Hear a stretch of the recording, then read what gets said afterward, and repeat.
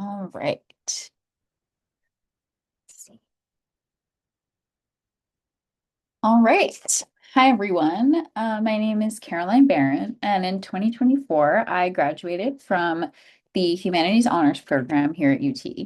And I spent last year writing a thesis, and this presentation will be a concise overview of the concepts I researched and then wrote my thesis on. So I essentially took the concepts of flow, meditation, mindfulness, and yoga and researched them through the lens of potential alternative treatments for mitigation of anxiety symptoms, particularly in college students. And to do this, I focused mainly on three books in my research. Flow, The Psychology of the Optimal Experience by Mihaly Csikszentmihalyi, Meditation in Action by Chogyam Trungpa, and Presence of Mind by Michael and Alyssa Mrazek. So I'm going to start by getting us all on the same page about what anxiety actually is. And a good starting point is generalized anxiety disorder according to the DSM-5, which contains the most recent diagnostic criteria for every mental disorder which is assigned a diagnosis. So, according to the DSM-5, generalized anxiety disorder is characterized by excessive anxiety and worry occurring more days than not for at least 6 months about several different events or activities. And this worry is notoriously difficult to control and it causes impairments in functioning. So, what do the symptoms of GAD actually look like?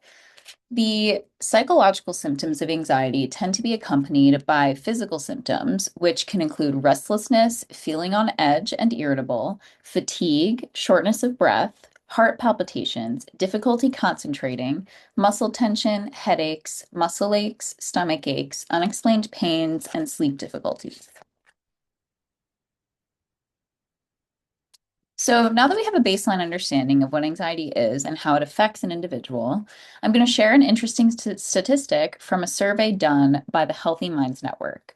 So in the 2021-2022 academic year, 44% of students reported symptoms of depression, 37% reported anxiety disorders, and 15% reported having seriously considered suicide in the past year.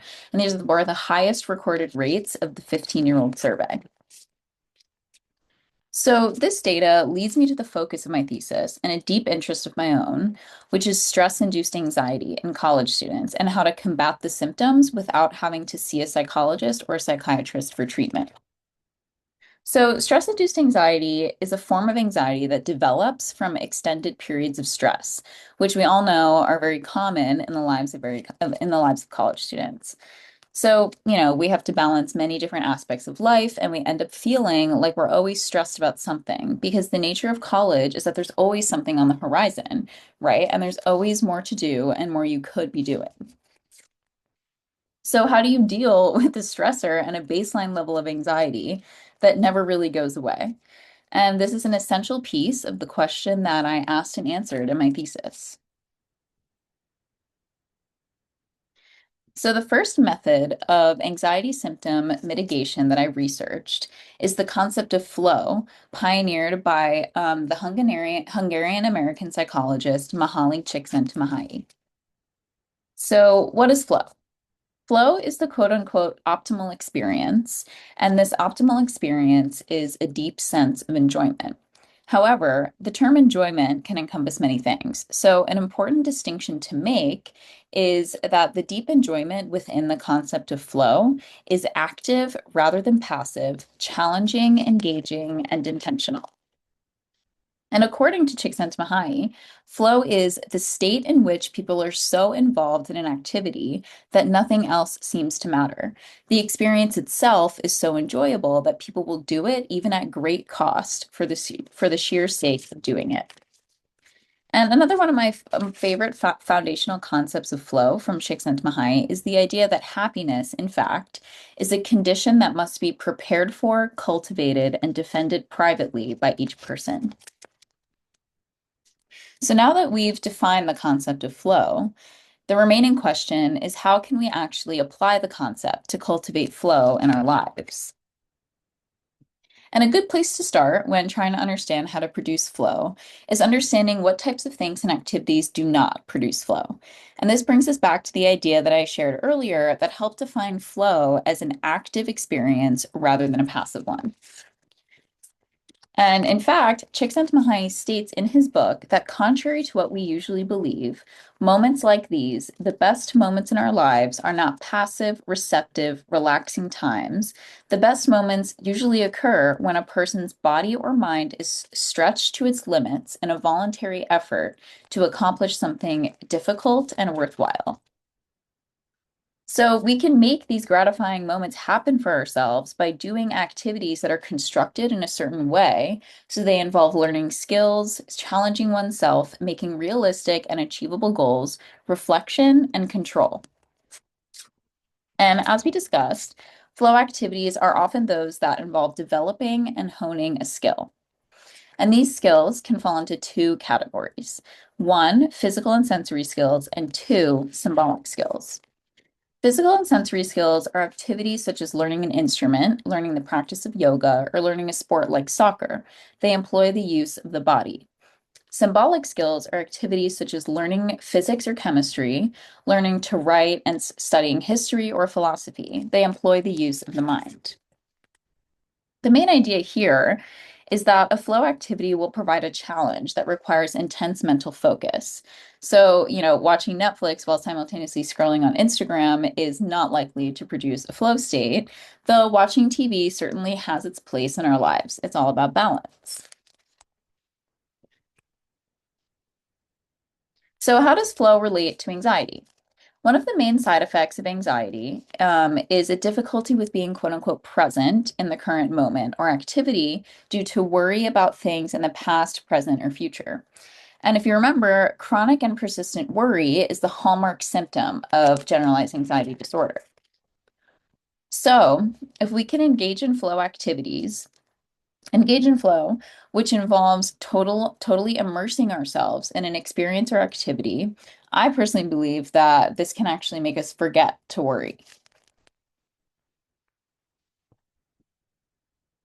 So, next, I'm going to discuss the concepts of attention and mindfulness in Michael Mrazek's Presence of Mind.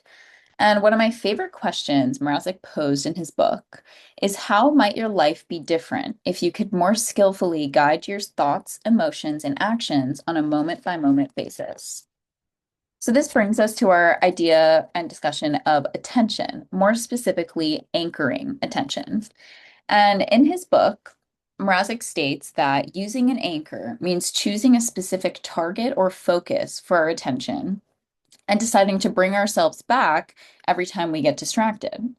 And this anchor changes many times throughout the day, depending on what we're trying to focus on at any given. So, what does this look like in practice? The idea is that we want to become more deliberate in focusing our attention and also learn how to actually stay focused on whatever it is we're doing. So let's use writing a paper for a class as an example. You might set the goal of writing 1 page per day, which might take 20 minutes, depending on the person. But if your attention isn't fully anchored into writing that page, that 20 minutes might turn into 40 minutes because you were checking your phone every 5 minutes to respond to your friend's texts. But if you had intentionally placed your phone in another room, for example, you would not have seen those notifications until the 20 minutes was over, and you would have efficiently written that page in 20 minutes and responded to your text afterwards. So, how can we use this idea of anchoring attention to help with mitigating anxiety symptoms? One of the most frustrating aspects of anxiety is that anxious thoughts are difficult to control.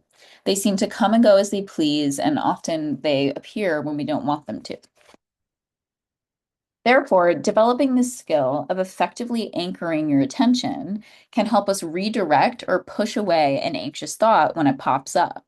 This way, we have control over those anxious thoughts that can often make us feel overwhelmed, and we can instead choose to focus on whatever we are doing in that moment, therefore providing relief from anxiety. So, the next method I researched for mitigating anxiety symptoms is meditation through the lens of Tibetan Buddhist meditation master Chogyam Trungpa. And the main concept I pulled from his book is the idea of observing our thoughts. And in this experience of thought and sensation observation, one is becoming deeply aware of their sensations and is watching thoughts and sensations come and go as they observe them without actually engaging with them. And in Trungpot's own words, one should feel quite natural and spontaneous and simply try to identify oneself with the breath. That is all there is to it, and there are no ideas or analyzing involved. Whenever thoughts arise, just observe them as thoughts rather than as being a subject. So this idea as it relates to anxiety is really cool because as we know, anxious thoughts are overwhelming and they're difficult to control. And to an anxious person, they feel very real, even though they might be irrational. So if we can sort of detach from our anxious thoughts and observe them without engaging with them or analyzing them, we can gain a more objective perspective of our internal experience. And this objective perspective can allow us to evaluate our anxious thoughts, identify them as irrational or unproductive, and then detach and move on from them. And if we can do that, those anxious thoughts will become less distressing and we will feel relief from anxiety.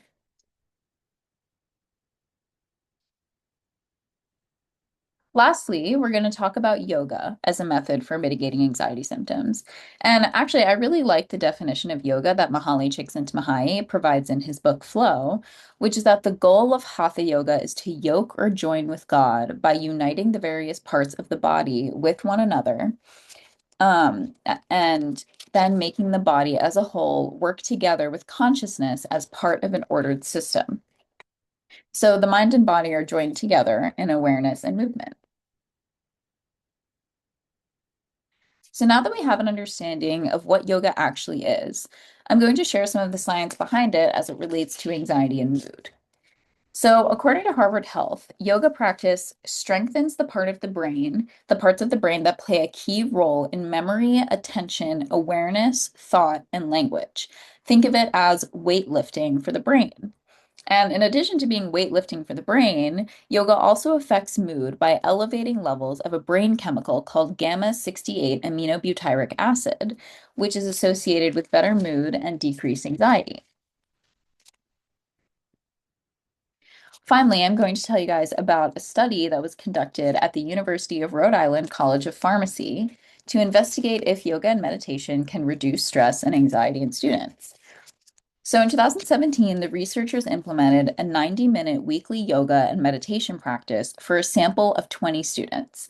And they did a 60-minute yoga class followed by a 30-minute meditation session each week during the last 6 weeks of the semester before finals.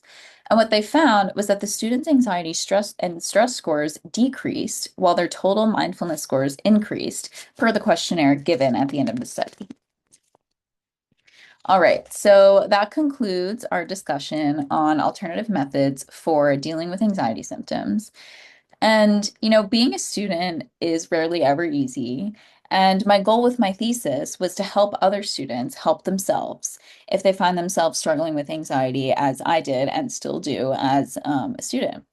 So, thank you guys so much for listening. I really appreciate your time.